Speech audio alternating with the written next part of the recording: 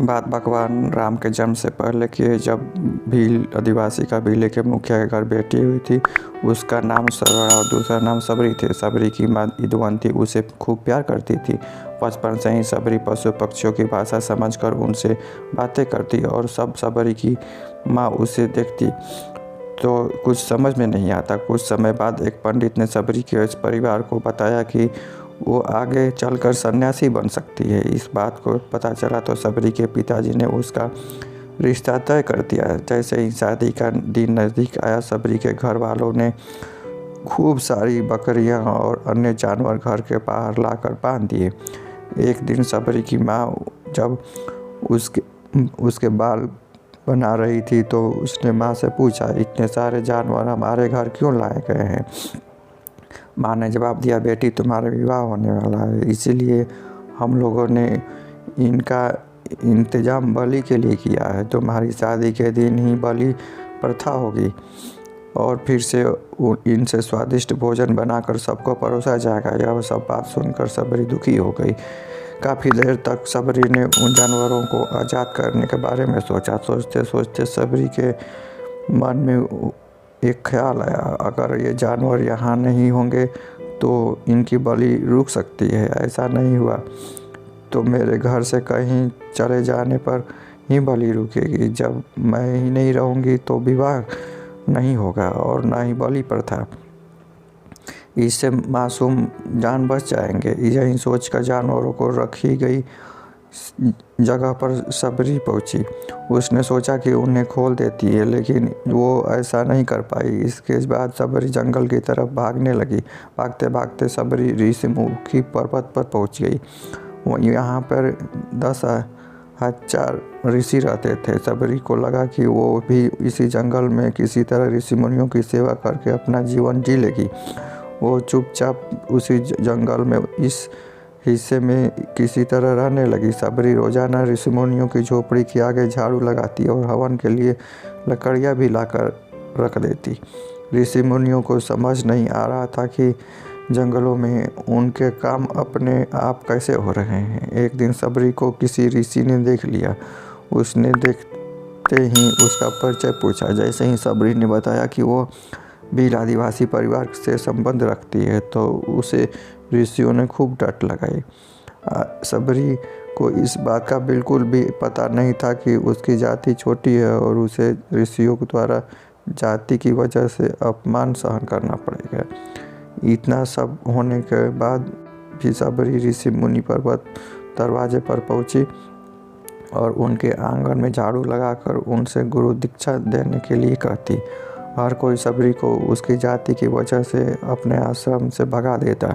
ऐसा होते होते काफ़ी समय बीत गया। उसके बाद सबरी मतंग ऋषि के कुटिया में पहुंची। वहाँ मतंग ऋषि को सबरी ने बताया कि गुरु दीक्षा लेना चाहती है। उन्होंने खुशी खुशी उसे अपने गुरुकुल में रहने दिया और भगवान से जुड़ा ज्ञान देते रहे। सबरी ने भी अपने गुरु मतंग ऋषि की सेवा में कोई कसर नहीं छोड़ी। वो गुरुकुल के सभी सारे काम करती। सबरी से खुश होकर मतंग ऋषि ने उसे बेटी बना लिया था। समय के साथ मतंग ऋषि का शरीर बूढ़ा हो गया। उन्होंने एक दिन सबरी को अपने पास बुलाया और कहा, बेटी मैं अपना देह त्याग ना चाहता हूँ। बहुत साल हो गए इस शरीर में रहते रहते। सबरी ने दुखी मन से कहा, आपके ही सहारे मैं इस जंगल में रह पाई हूँ। आप ही चले गए जाएंगे तो मैं जी कर क्या करूँगी? आप अपने संग मुझे भी ले जाइए, मैं भी देह त्याग दूंगी। मतंग ऋषि ने जवाब दिया, बेटी तुम्हें चिंता करने की कोई ज़रूरत नहीं। राम तुम्हारी चिंता करेंगे और ध्यान भी रखेंगे। सबरी ने राम का नाम सुनते ही पूछा, वो कौन है और उन्हें किस तरह से ढूंढूंगी? मतंग ऋषि ने बताया, राम कोई और नहीं भगवान है। वो तुम्हें सारे अच्छे कर्मों का फल देंगे। तुम्हें उन्हें ढूंढने की कोई ज़रूरत नहीं है। वो एक दिन खुद तुम्हें खोजते हुए इस कुटिया में आएंगे और तुम्हें उन्हें हाथों से मोक्ष मिलेगा। तब तक तुम्हें इसी आश्रम में रहो।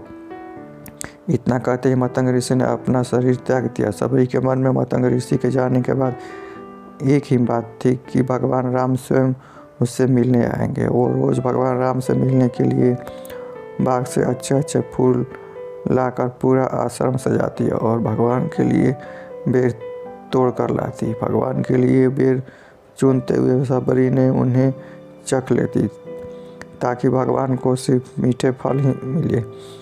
रोजाना सबरी इसी तरह भगवान के दर्शन के लिए फूल और बेर इकट्ठा करती रहती थी। इसी तरह इंतजार में कई साल बीत गए। सबरी का शरीर एकदम वृद्ध हो गया। एक दिन आश्रम के पास के ही तालाब में सबरी पानी लेने गई। तभी पास के ही एक ऋषि ने उसे अछूत कहते हुए वहां से भागने के लिए कहा और एक पत्थर मार दिया। वो पत्थर जब सबरी को लगा तो उसे चोट लगी और खून बहने लगा। बहते हुए खून की एक बूंद उसी तालाब में गिर गई। तभी पूरा तालाब का पानी खून में बदल गया। ये सब होता देखकर ऋषि ने सबरी को ही डांटा और कहा, पापिन, तुम्हारी वजह से पूरा पानी खराब हो गया। रोज ऋषि का उस पानी को साफ करने के लिए अपनी कई तरह की विद्याओं का इस्तेमाल करते। कई सारे जतन करने के बाद कुछ नहीं हुआ। फिर उन्होंने गंगा जैसी पवित्र नदियों का जल भी तालाब में डाला, फिर भी तालाब का पानी साफ नहीं हो पाया और वो खून जैसा ही रहा।